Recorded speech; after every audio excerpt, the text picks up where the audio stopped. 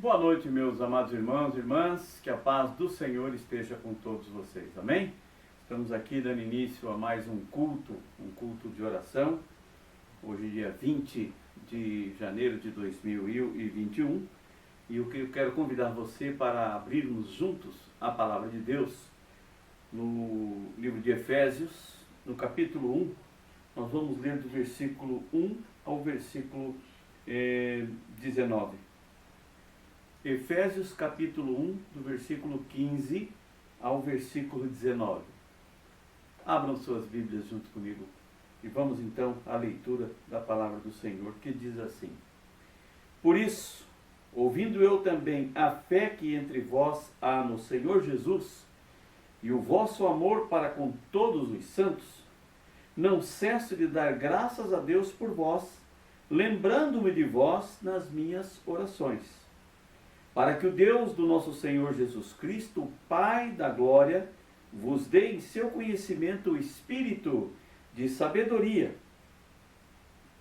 e de revelação, tendo iluminado os olhos do vosso entendimento, para que saibais qual seja a esperança da sua vocação e quais as riquezas da glória da sua herança nos santos, o qual, a sobreexcelente grandeza do seu poder sobre nós, os que cremos, segundo a operação da força do seu poder. Amém? E o versículo 20 dá para a gente também compartilhar que manifestou em Cristo, ressuscitando dentre os mortos e pondo à sua direita nos céus. Né? Amados, eu vejo aqui uma orientação do próprio Senhor para a igreja de Cristo, para que nós possamos a cada dia nos aperfeiçoar mais, nos dedicarmos mais ao conhecimento da palavra de Deus, à comunhão, aos nossos momentos de oração, ao nosso tempo de estarmos meditando na palavra de Deus e proclamando o Evangelho de Cristo para as pessoas que necessitam de salvação. Amém? E eu acho muito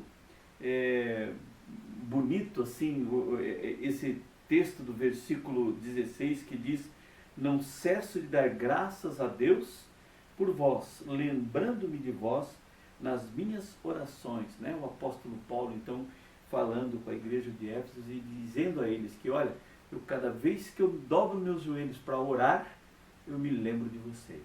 Amém? De quem você tem se lembrado nos momentos de oração, nos seus momentos de orações?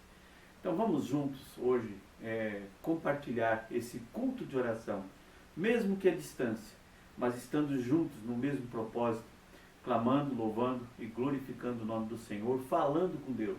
Amém, meus irmãos? Sendo grato a Ele, a tudo que Ele tem feito na minha vida, na sua vida, na vida da nossa igreja.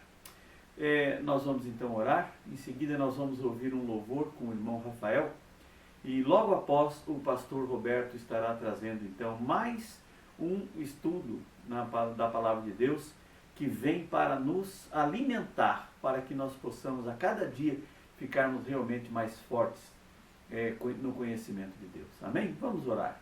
Querido Deus, amado Pai, nós colocamos diante do Senhor a nossa igreja, Deus, as famílias da nossa igreja, todos os homens, mulheres, todos os jovens, todas as crianças, ó Pai, principalmente nesse momento em que nós não estamos podendo nos reunir. Mas eu quero que Teu Santo Espírito, quero clamar ao Senhor para que o Teu Santo Espírito alimente, Senhor, o coração de cada um desses irmãos e irmãs, com o desejo de muito em breve estarmos novamente reunidos na Sua casa, Deus. Eu creio, Pai, que todas as providências dos céus estão sendo tomadas para que muito em breve a Sua igreja possa se reunir novamente. Louvamos a Ti, glorificamos ao Senhor e cremos, ó Pai, nas Tuas promessas sobre nossas vidas. Assim eu oro em nome do Senhor Jesus. Amém, meus irmãos? Vamos então ouvir e entregar ao Senhor o nosso louvor. Em seguida o pastor Roberto nos trará a sua mensagem.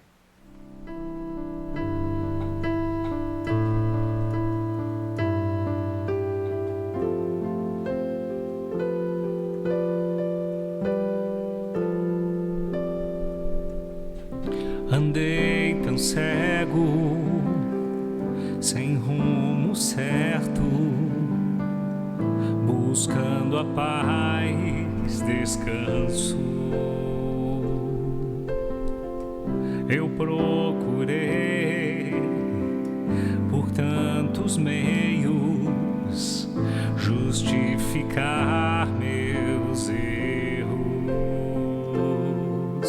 e ao clamar meus olhos abri e ao olhar pra cruz eu entendo o amor derramado ali por mim, sacrifício de sangue por um pecador. Não sou merecedor, tua graça me alcançou.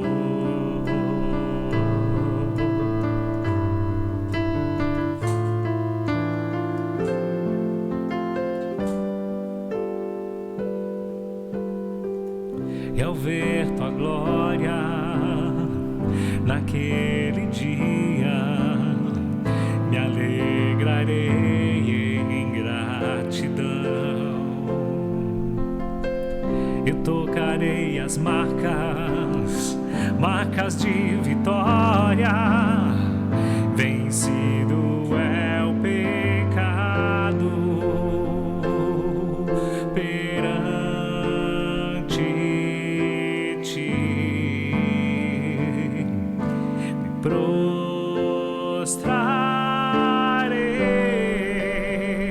e ao olhar pra cruz eu entendo o amor derramado ali por mim, sacrifício de sangue por um pecador. Não sou merecedor, tua graça me alcançou.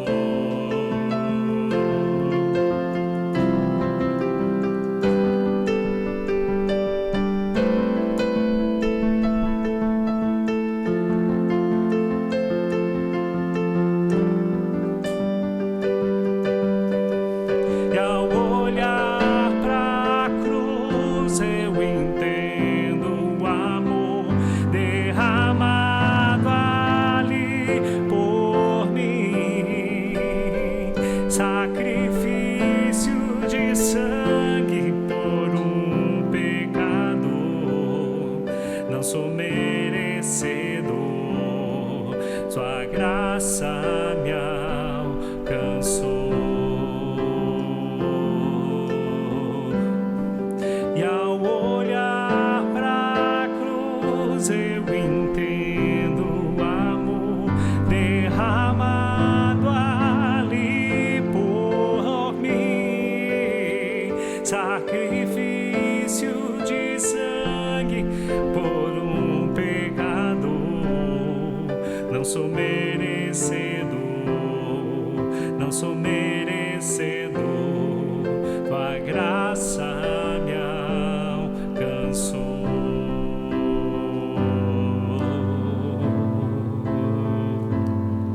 Tua graça me alcançou. Tua graça me alcançou.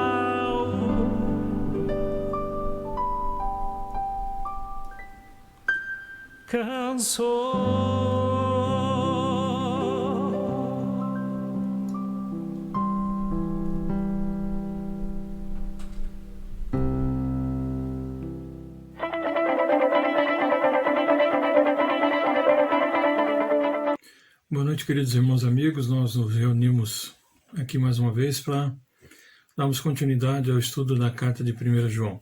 Hoje vamos ler os versículos de 7 a 10.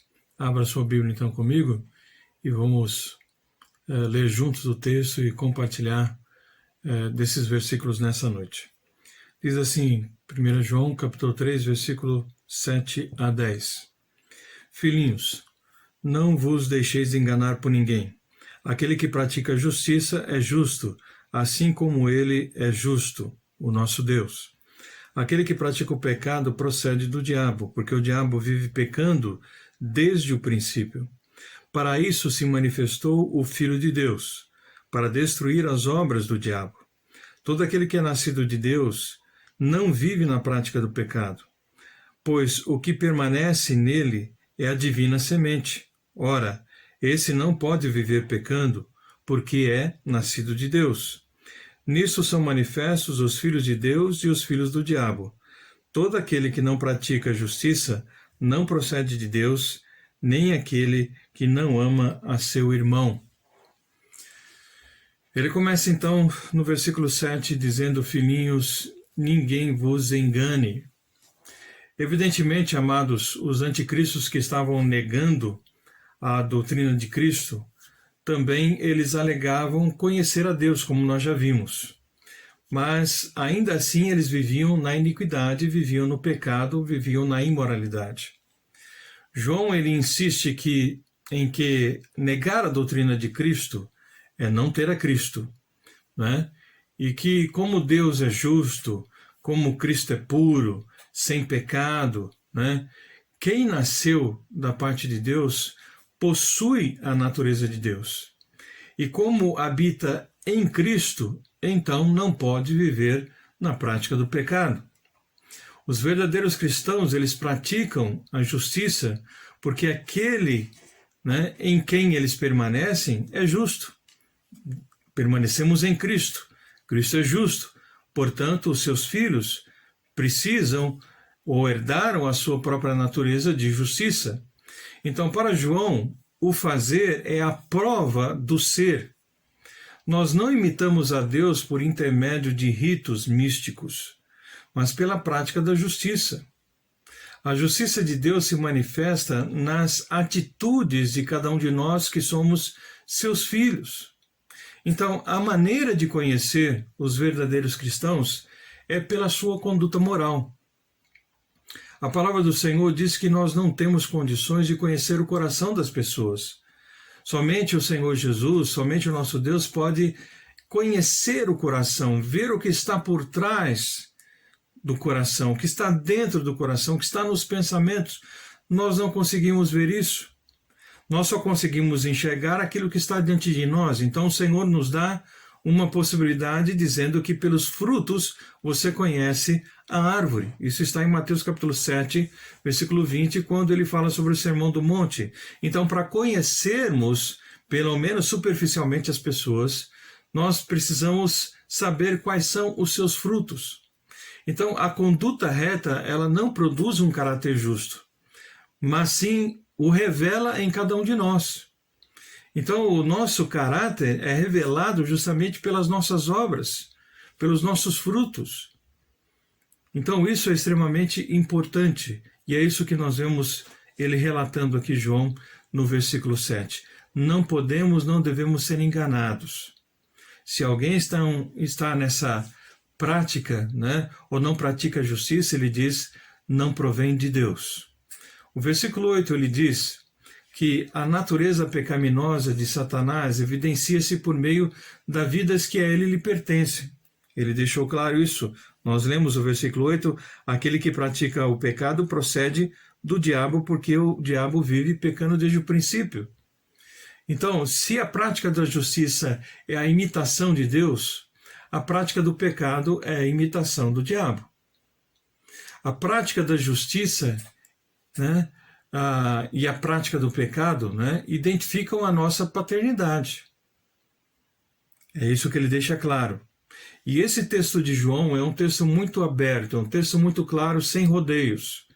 E é um texto que às vezes você pode sentir como sendo muito pesado, né, como sendo muito duro, mas é a verdade da palavra, e é aquilo que João escreve sem rodeios aos cristãos do primeiro século e também a nós hoje. Então ele não quer ficar com meias palavras, ele vai direto ao assunto e ele define uma coisa e outra. Ele diz, aqueles que são filhos de Deus, ele diz, praticam a justiça. Aqueles que são filhos do diabo praticam o quê? Praticam o pecado. Ele deixa isso muito bem claro e explícito. Não somos aquilo que nós falamos, mas somos aquilo que nós fazemos. Não é o nosso discurso que nos torna filhos de Deus, mas provamos a nossa filiação divina pelas nossas obras. O Senhor em Efésios diz que nós fomos criados para andar nas boas obras que Ele preparou para cada um de nós. E se nós então estamos em Cristo, nós andamos nessas boas obras, nós praticamos essas boas obras que o Senhor reservou para cada um de nós. Então, o propósito, diz o texto bíblico, da vinda de Jesus era de destruir as obras do diabo. Veja no restante do versículo, ele diz, para isso se manifestou o Filho de Deus, para destruir as obras do diabo. Então, quais são essas obras do diabo? Elas englobam várias atividades satânicas, como instigar o pecado e a rebelião. E rebelião contra Deus é pior, ele diz, do que o pecado de feitiçaria, né? Ele fica instigando os crentes, tentando os crentes, levando-os, né, colocando nas suas mentes, nos seus olhos, né, colocando nos seus desejos a manifestação do pecado, o desejo do pecado, né? Ele inspira ideologias antibíblicas, ideias antibíblicas, falsas religiões, falsos ensinamentos. Ele persegue e acusa os crentes em Cristo Jesus, porque essa é uma das suas táticas. Ele tenta, né? Ele fica ali tentando a gente e falando na nossa cabeça, no nosso pensamento, e depois que nós praticamos o que ele quer, o que ele faz? Ele fica nos acusando ainda. Porque essa é a sua tática, esse é o seu jeito. Ele instiga o trabalho dos falsos mestres para ficarem ensinando as mentiras, ensinando falsidade, ensinando aquilo que não é verdade de Deus para as pessoas e destruindo as suas vidas e fazendo com que eles saiam do caminho da verdade. E aí estão cheios de falsos mestres fazendo isso. E o inimigo está instigando cada um deles para que continuem com esses pensamentos e com esses ensinamentos. E muitos vão se desviando e indo atrás desses homens e daí por diante. Agora, a palavra de Deus deixa bem claro que o pecado, o diabo, aliás, ele já foi derrotado. A partir do momento, né, que Cristo, então, se colocou no nosso lugar naquela cruz, entregou a sua vida por nós, e principalmente depois ele ressuscitou, então ele demonstrou claramente ao diabo de que ele está derrotado. Mas ele ainda está ativo, né, no mundo, até a consumação plena do reino de Deus. Então ele está agonizando, mas ele ainda tem um veneno mortal. Ele ainda não está completamente eliminado. Então, porque ele sabe que é derrotado e que seu tempo é curto, ele vai tentar ao máximo possível ganhar as pessoas para si e arrastá-las, né, para a escravidão do pecado e da morte. O máximo de pessoas possível, ele vai tentar fazer isso. Então, nós precisamos olhar para esse aspecto e estarmos muito bem firmados na palavra do Senhor, para não sermos enganados por esses falsos mestres, pelas coisas desse mundo. O versículo 9, ele diz que todo aquele que é nascido de Deus não vive na prática do pecado, pois o que permanece nele é a semente divina. Ora, esse não pode viver pecando porque é nascido de Deus. Então a semente que permanece é a natureza divina, a qual os cristãos receberam quando foram gerados por Deus. Isso está na segunda carta de Pedro, capítulo 1, versículo 4, que nós fomos gerados por uma semente incorruptível.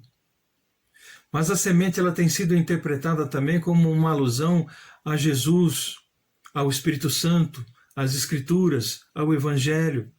Então, dependendo do texto, ela vai ter significados diferentes, mas sempre falando sobre o fato de que fomos gerados pelo Espírito Santo de Deus. Em outras palavras, esse versículo ele estaria dizendo que o hábito do pecado ele não combina com a identidade cristã, em hipótese alguma. Não combina. O pastor Augusto Nicodemos ele diz o seguinte, né, que João usa aqui o quadro da reprodução humana.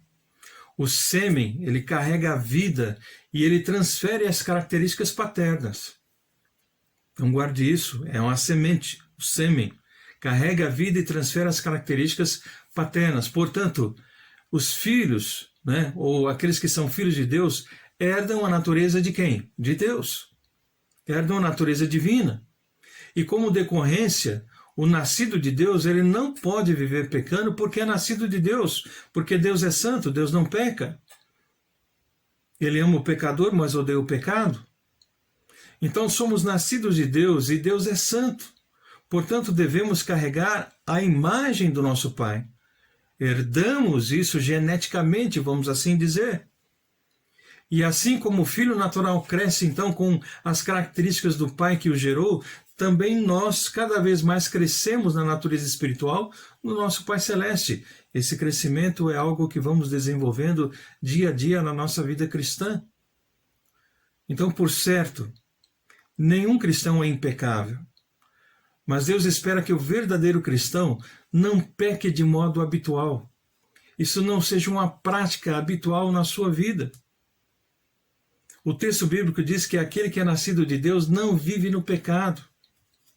A ideia aqui dessa palavra não vive no pecado no grego, né, é um ato presente e um ato contínuo.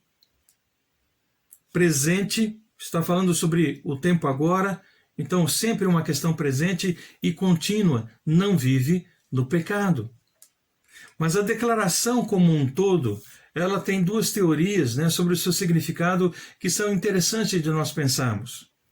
A primeira é que ela se relaciona com os falsos mestres gnósticos que ensinavam aquilo que eles não viviam, né, e levando as pessoas com seus falsos ensinamentos a se distanciarem cada vez mais de Deus e da sua palavra, principalmente com a facção, né, que reduziu a salvação a conceitos intelectuais, eliminando assim a necessidade de um estilo de vida moral, porque eles eram pessoas que não tinham uma vida moral. E diziam e separavam então o espírito da carne, dizendo que a carne pecava e seria então destruída, mas que o espírito estava livre disso. A segunda teoria é que o tempo presente verbal, então, dessa frase, enfatiza a contínua e habitual atividade pecaminosa, que é o que nós percebemos ser o mais coerente, esse segundo pensamento, né? E não apenas atos isolados de pecado. Porque nós estamos aqui, nós lemos, né, e conhecemos 1 João, diz que se dissermos que não temos pecado, somos mentirosos e fazemos Deus mentiroso. Então, atos isolados de pecado, isso ainda vai existir na nossa vida, mas a continuidade, a atividade habitual pecaminosa, isso já não pode mais fazer parte daquele que diz que é nascido de Deus. Então isso é muito importante, essa distinção teológica, e que ela é até mesmo ilustrada nos livros de Romanos, capítulo 6 e capítulo 7. Porque no capítulo 6 de Romanos nós vemos que em Cristo nós temos um potencial para não pecar. Porque ele nos dá as condições para isso, condições espirituais. Mas em Romanos capítulo 7, ele mostra que nós temos uma luta contínua sobre o pecado. E nós, nessa luta, temos que nos esforçar para pecar cada vez menos. Então ele mostra duas realidades no capítulo 7, e o próprio apóstolo Paulo diz, né, o pecado que eu não quero está sempre diante de mim. Mas no capítulo 6 ele diz que Cristo nos dá, então, possibilidades de nos distanciarmos cada vez mais do pecado. Então essa distinção em Romanos capítulo 6 e capítulo 7, ela é muito importante e nos fala exatamente sobre isso. O fato de que nós ainda falhamos nessa vida, mas que não precisamos permanecer no hábito do pecado, porque Cristo, né, nos dá condições para assim agirmos e vivermos. Versículo 10. Nisso são manifestos os filhos de Deus e os filhos do diabo. Todo aquele que não pratica justiça não procede de Deus, nem aquele que não ama a seu irmão. Então João conclui a sua exposição falando que a humanidade está dividida em dois grupos, os filhos de Deus e os filhos do diabo. Então não há como ser diferente disso. Os cristãos, eles manifestam a sua natureza que foi regenerada, transformada por meio da prática da justiça. Ao passo que os filhos do diabo demonstram a sua natureza decaída, pecando constantemente e não assumindo os seus pecados e nem mesmo admitindo que são pecadores. Os cristãos que pecam, eles não estão expressando a sua natureza como filhos de Deus. Então, como nós dissemos, isoladamente, ainda o pecado nos assola e de vez em quando nos dá uma rasteira. Mas o hábito do pecado não deve fazer parte daquele que é nascido de Deus. Então, em toda essa epístola, João fala de duas categorias: luz e trevas, verdade e mentira, amor e ódio, Deus ou diabo. Então, são sempre posições muito bem definidas. João não usa meio termo. Não há neutralidade nessas questões. João não coloca nada de neutralidade. Ninguém pode estar em cima do muro. Ninguém pode dizer que está isento dessas situações ou que não tem nada a ver com isso. O homem é filho de Deus, diz o texto bíblico, ou é filho do diabo. Você não adianta você dizer que você não acredita nisso e que você não tem nada a ver com isso, porque isto é uma realidade. Acredite você ou não, queira você ou não. Agostinho de Hipona, um dos líderes, da igreja primitiva, ele escreveu o seguinte: o diabo não fez homem algum.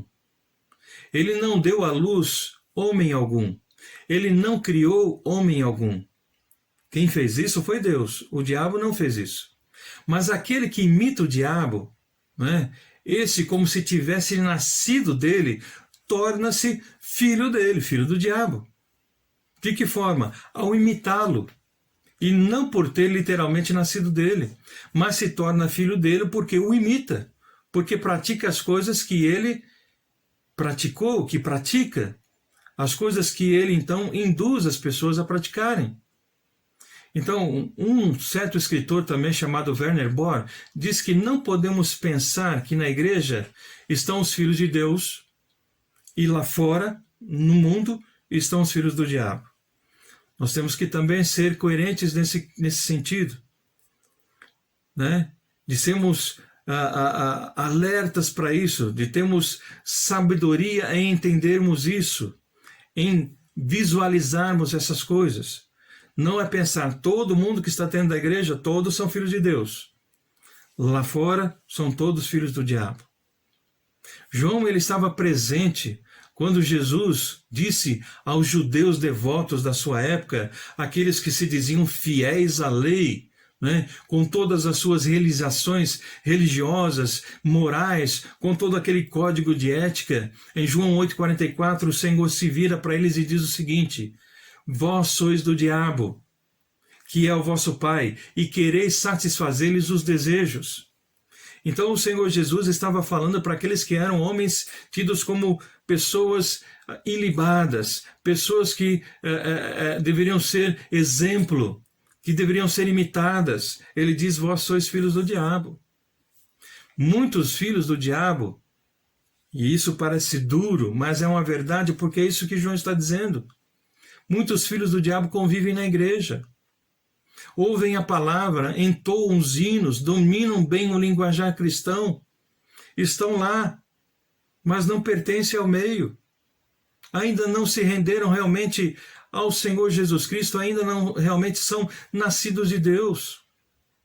Alguns até que se vangloriam dizendo, como em Mateus 7,22, Senhor, Senhor, porventura não temos nós profetizado em teu nome? Em teu nome não expelimos demônios? Em teu nome nós fizemos muitos milagres? Há muitos que vão bater no peito e dizer isso ainda. E Jesus não contesta que de fato eles tenham realizado tudo isso. E nesse caso, todos nós pensaríamos que essas pessoas são pessoas proeminentes dentro da igreja. Afinal de contas, o que eles fizeram?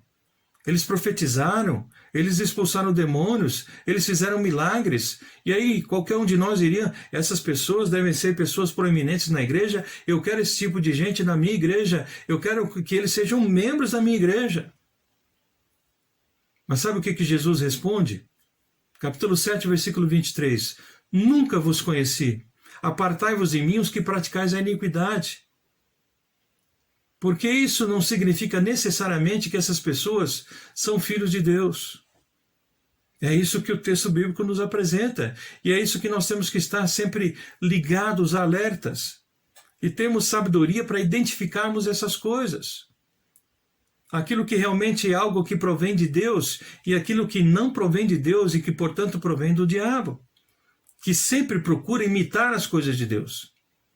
E da mesma maneira, então, João aqui, ele constata o seguinte, dizendo, todo aquele que não pratica a justiça não procede de Deus, e nem aquele que não ama seu irmão. E aí ele vai continuar com esse toque agora, falando sobre a questão do amor, principalmente no meio do povo de Deus. Ele diz, aquele que não ama o seu irmão, né? Então ele diz, esse não é nascido de Deus.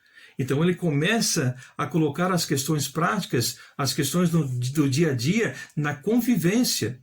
Se você diz que não ama esse ou aquele irmão, ele diz, então você não é nascido de Deus, porque Deus é amor. O pastor Augusto Nicodemos ainda adverte dizendo o seguinte, durante os cultos em uma igreja local, todos parecem cristãos, assentados, ouvindo a palavra, cantando os hinos, participando do culto. Alguns de uma forma às vezes tão elevada, né? Parece tão espiritual. Mas ele diz, é pela conduta após o culto que se revela quais são os verdadeiros cristãos. Porque após o culto, quando sai dali e vai para casa, aí é que se manifesta, aí é que se revela realmente aqueles que são de Cristo e aqueles que não são. Pelo seu comportamento, pelo seu modo de viver, pelo seu modo de falar, de pensar, de agir. E é isso que nós temos que ter em mente. Ser crente dentro da igreja é muito fácil. É só imitar o que os outros estão fazendo. Então a pergunta, amados, para nós concluirmos nessa noite que fica, de acordo com o texto bíblico que nós acabamos de ler, versículos de 7 a 10, a pergunta que fica então é, quem é o nosso Pai? Com quem nós nos identificamos? Temos um verdadeiro relacionamento com Deus ou somos apenas religiosos, como esses que foram citados aqui em Mateus capítulo 7, que Jesus disse, apartai-vos de mim? Qual é a nossa posição? Que nós possamos, amados, refletir nessas palavras de João, que foram ditas há tanto tempo para os irmãos do primeiro século, mas que ao longo de todos os séculos e chegando até nós hoje, continua sendo uma palavra atual e verdadeira. Precisamos refletir sobre as palavras de João e nos posicionarmos em Cristo Jesus. Temos um relacionamento íntimo e verdadeiro com Cristo e não sermos apenas religiosos, frequentadores e membros de igreja. Que essa palavra não seja um peso para a sua vida, mas seja uma reflexão, um momento de avaliação, para que nós realmente possamos nos posicionar em Cristo e sermos verdadeiramente, como os capítulos 5, 6 e 7 de Mateus nos ensinam, das bem-aventuranças, sejamos realmente sal da terra e luz do mundo, para que Cristo seja glorificado, manifesto e exaltado através da sua e da minha vida. Que Deus nos abençoe.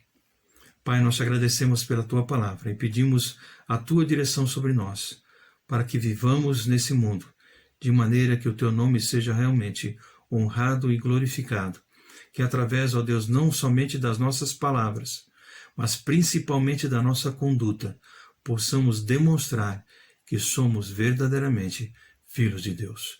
É o que te pedimos, por misericórdia, em nome de Jesus. Amém.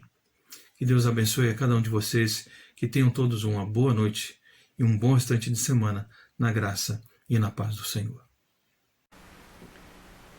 Amém, meus irmãos. Que palavra maravilhosa nós ouvimos, que estudo magnífico nós estamos tendo nesses dias, com a palavra que o pastor Roberto tem nos trazido.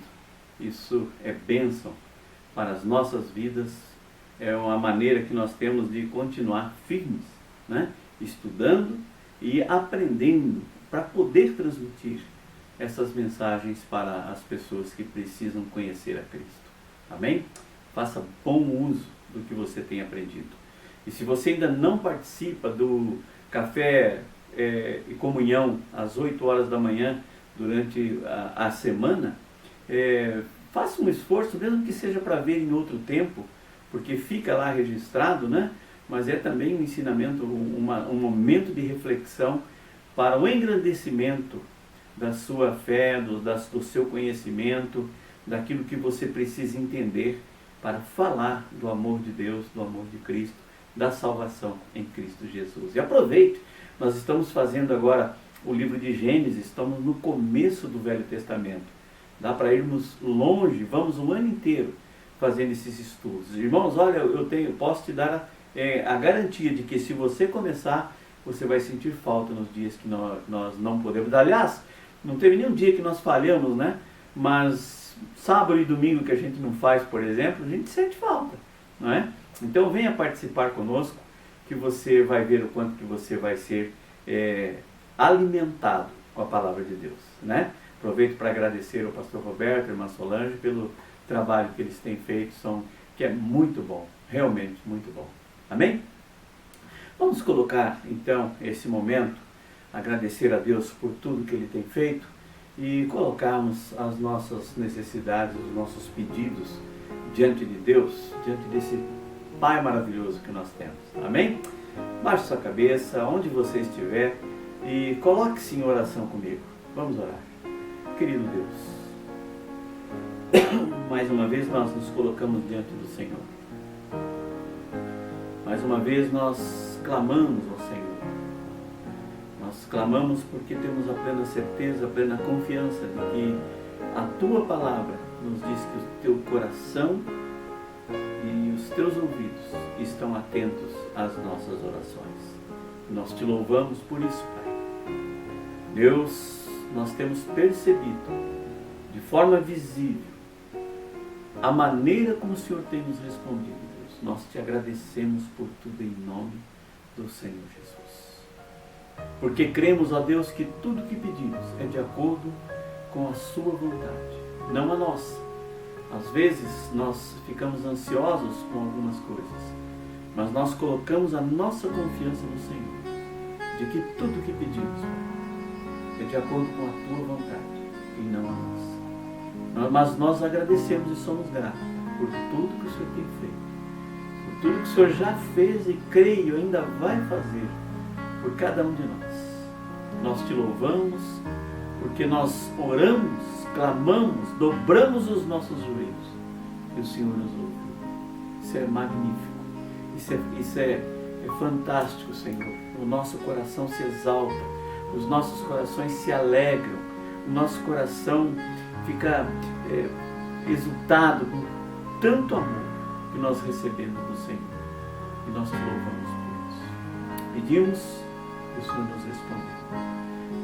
Durante essa semana, Deus, nós continuamos ainda na Tua presença, colocando os nossos pedidos, aqueles que nós colocamos lá no grupo da igreja, e sabemos que o Senhor está em todo tempo atento às nossas necessidades. Agradecemos por tudo, Deus, e agradecemos por esse tempo em nome do Senhor Jesus. Mas hoje eu quero, de uma maneira especial, colocar diante do Senhor o nosso país, a nossa nação.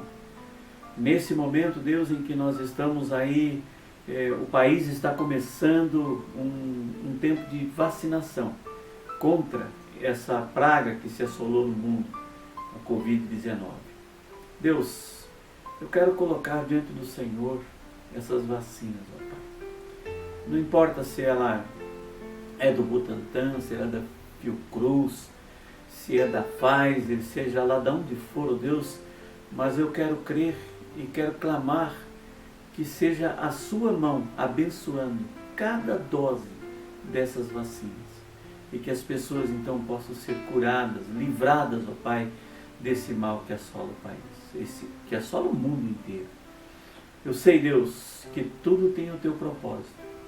Nós sabemos que tem a sua vontade. Nós sabemos que tem a tua vontade, a tua permissão para que as coisas aconteçam. Mas nós clamamos, ó Pai, em nome do Senhor Jesus. Que nós possamos, ó Deus, nesse tempo, nesse momento tão difícil, para as nossas igrejas, para as nossas famílias, que a gente possa realmente pregar a tua palavra, levar a mensagem de salvação para esse mundo, Deus, que parece que não está preocupado com o Senhor, parece que não está preocupado com as coisas que estão acontecendo, só pensam em si mesmo, só pensam em se divertir, só pensam em se livrar dessa doença, mas sem pensar no Senhor, sem pensar nos céus, sem pensar na salvação que o Senhor providenciou para todo aquele que no seu Filho crer. Eu peço, Deus, em nome de Jesus, nos dê, Senhor, a possibilidade, a oportunidade de pregar mais, de falar mais do seu grande amor. Que cada homem, mulher, jovem, criança que esteja me ouvindo agora, que seja crente no Senhor, que já tenha o Senhor como Salvador, que tenha o Espírito Santo agindo e atuando dentro de si, Senhor, possa ter a ousadia de falar do teu amor, de pregar a tua palavra. É o que eu clamo, é o que eu oro, e em nome do Senhor Jesus. Amém, meus irmãos? Que Deus abençoe a todos. Vamos fazer a nossa parte, vamos pregar a palavra de Deus, vamos mostrar lá para o mundo que há um Deus salvador, que há um Deus que cura, mas há um Deus que salva. Amém? Deus abençoe a todos, um bom restante de semana e até domingo, se o Senhor assim nos permitir.